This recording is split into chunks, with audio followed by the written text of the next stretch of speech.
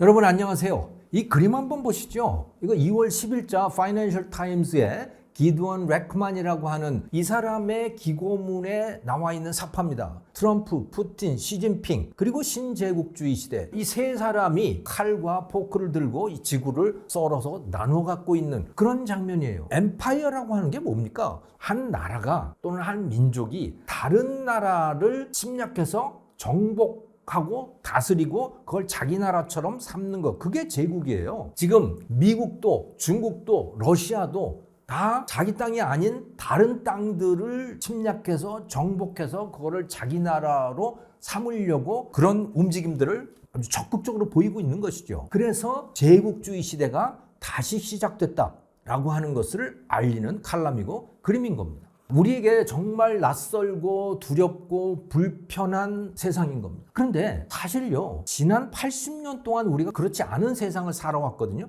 이게 어쩌면 비정상이에요. 자연 상태에서는요, 강자는 약자를 정복하고 굴복시키고 그를 착취하고, 강대국의 본래 속성이 바로 그거였던 겁니다. 강대국끼리 서로 남의 거를 뺏고 그러다 보면 저들끼리 또 부딪히게 되잖아요. 그게 제1차 세계대전이고 제2차 세계대전이고 그것 때문에 너무너무 사람이 많이 죽었잖아요. 그래서 2차 대전이 끝나면서 이거 이렇게 봐야 우리만 손해잖아. 그러니까 이제 싸우지 말자. 이제 정복전쟁 그런 거 하지 말자 하고 서로 합의를 본 거예요. 그래서 미국이 주도를 해서 완전히 새로운 세상을 만들기 시작했던 겁니다. 국경선 여기서 한번 정하면 그거 무력으로 국경선 바꾸지 말자. 그것을 위해서 유엔이라고 하는 것, 국제연합이라고 하는 것을 결성을 한 거죠. 그 국제연합 헌장에는 어느 나라도 무력에 의해서 국경을 변경해서는 안 된다라고 선언을 한 거예요. 그 헌장을 어기면 어떻게 되죠? 유엔의 회원국들이 유엔군을 결성을 해서 그 위반자를 가서 응징을 한다라고 하는 거예요.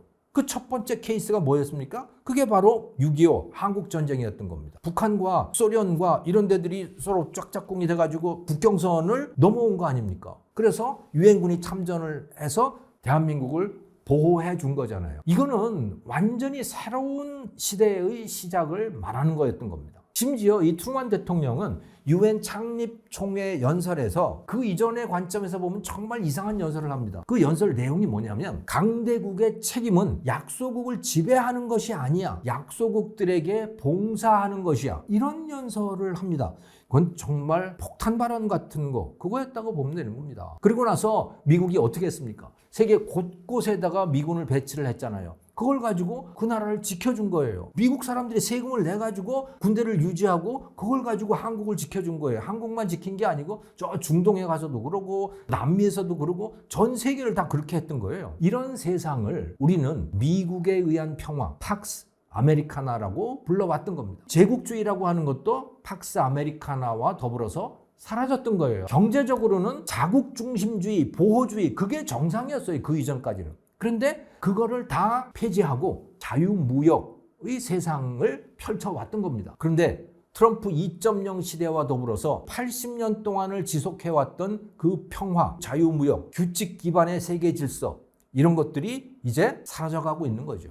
하긴 중국, 러시아는 10년 전부터 무력으로 주변 땅들을 침략하고 강점하기 시작했습니다. 그런데 자기 뜻대로 잘 하지 못했거든요. 왜냐? 미국 눈치 보느라고요. 또 유엔의 눈치를 보느라고 제대로 그 뜻을 펴지 못했던 거예요. 그런데 그 유엔을 만든 장본인 누구예요? 미국이잖아요. 그 미국이 다시 무력에 의한 영토 확장을 하겠다라고 선언을 하고 나선 겁니다. 그 유엔이라고 하는 것도 이제 무력화되는 거고 자유무역의 질서의 그 중심에 있던 WTO라고 하는 것도 다 무력화가 되어 있는 거고 제국주의가 다시 시작된 겁니다. 경제적으로는 보호무역주의, 자국 중심 산업화 이런 것들이 본격화되기 시작한 거예요. 그래서 이제 강대국들이 세상을 나누어 가지는 세상, 그런 시대가 시작이 된 거죠.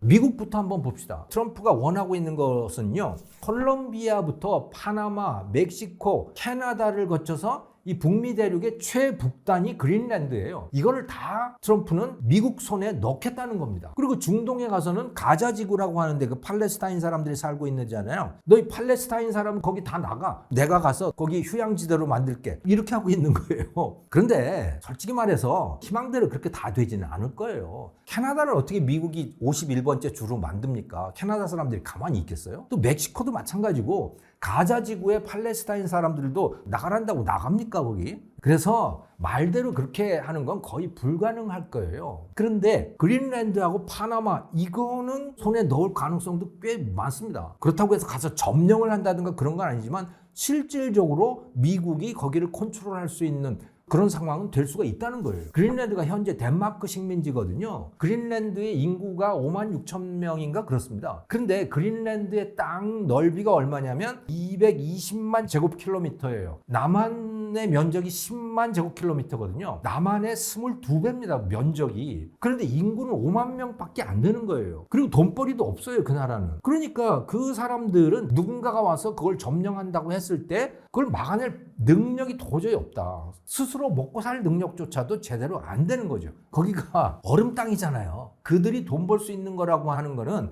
바다에 나가서 물고기 잡는 것밖에 없어요. 그런데 지금 뭘로 먹고 사느냐? 그거는 그 식민지 종주국인 덴마크가 거기에다가 매년 뭐 1억 달러인가를 그렇게 주는 거예요. 근데 덴마크의 입장은 뭐냐면 그린란드 당신네들이 독립하고 싶으면 그래 얼마든지 독립해. 나 신경 안 써. 이런 입장인 거예요. 그런데 그린란드가 독립을 하게 되면 먹고 살 게 없잖아요. 누군가의 도움을 받을 수밖에 없는 상황이에요. 그러면 그린란드에다가 도움을 줄 수 있는 나라가 어디냐 그러면 아마 중국도 굉장히 관심이 많을 거예요. 왜냐하면 지금 북극의 얼음들이 녹기 때문에 북극 항로가 열리고 있는 상황이거든요. 그러니까 그린란드에 뭔가 털을 잡게 되면 북극을 적극적으로 활용을 할 수가 있는 거죠. 중국의 입장에서. 그러니까 덴마크, 중국 그리고 미국도 지금 굉장한 관심을 보이고 있는 거 아닙니까? 이 세 나라 중에서 그러면 그린란드 사람들은 누구를 고를 것인가? 미국일 가능성이 매우 높죠. 그래서 저는 이 그린란드 같은 경우에 미국의 몇 번째 주 이렇게는 안 되겠지만 실질적으로 미국의 보호령처럼 될 가능성은 충분히 있다. 이렇게 추측을 해봅니다. 자, 그리고 파나마 운하.